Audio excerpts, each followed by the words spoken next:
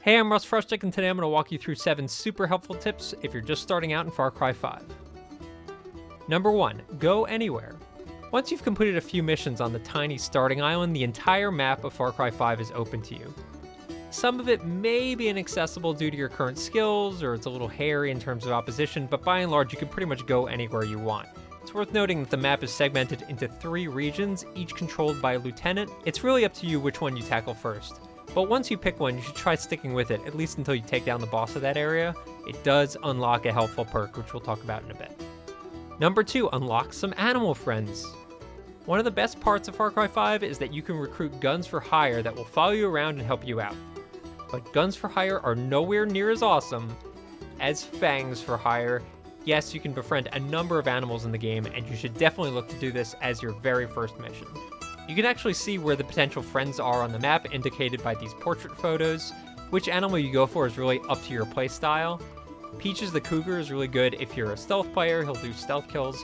Boomer the doggo will automatically mark people on your map, and Cheeseburger the bear is a goddamn bear.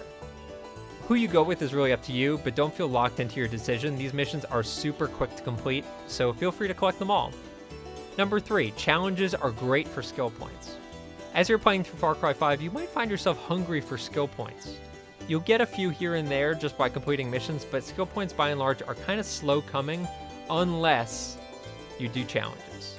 Challenges are very easy, they're right in your menu, and they're basically in-game achievements that reward you with skill points for doing a variety of things, most of which are very, very easy. For example, kill 10 guys with a pistol, piece of cake. So long as you're mixing up your chosen weapons, guns for hire, and skill sets, you should have no problem knocking out a dozen challenges in under an hour, which would give you a ton of skill points. Number 4, which perk should you unlock first? If you're having a tough time deciding where to spend your skill points, there's one thing you should unlock immediately before all else, no question about it. It is called the additional holster perk. It's a little bit expensive in terms of skill points, but it's definitely worth it. When you start out in Far Cry 5, you can really only have one primary weapon and one sidearm.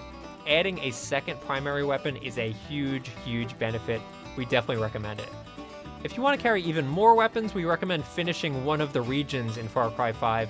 Once you beat the lieutenant of that region, you'll unlock another perk, which will let you carry yet another primary weapon. Number 5, where do I get a helicopter? If you're cheap and you don't want to spend money on a helicopter, head up to the northeast part of the map. There's a large portrait of one of the guns for hire, Adelaide, marking the spot you want to head.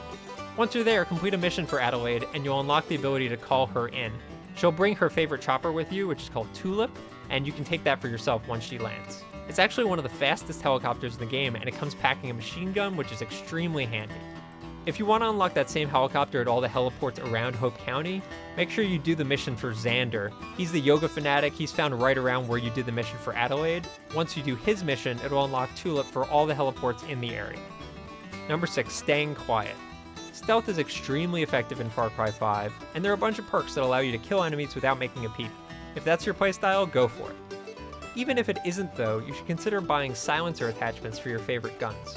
A large percentage of the guns in Far Cry 5 support silencers, even ones you wouldn't expect, like shotguns. The silencers don't seem to impact your range or damage at all, which makes them all upside attachments and highly recommended. Number 7, hit the arcade for money and skill points. Far Cry Arcade is a bizarre new mode that lets you play through handcrafted levels set in a variety of weird locations. The levels are relatively short, and you can play them in co-op, which makes them even more fun. Completing these missions in Far Cry Arcade will increase your rank, which rewards you with bonus skill points and cash, both of which carry over to the campaign. Better still, many of the perks that you unlock in the campaign carry back over to the arcade. These tips should get you started in Hope County, but if you find yourself simply overwhelmed by the Peggies, feel free to dial down the difficulty in the settings.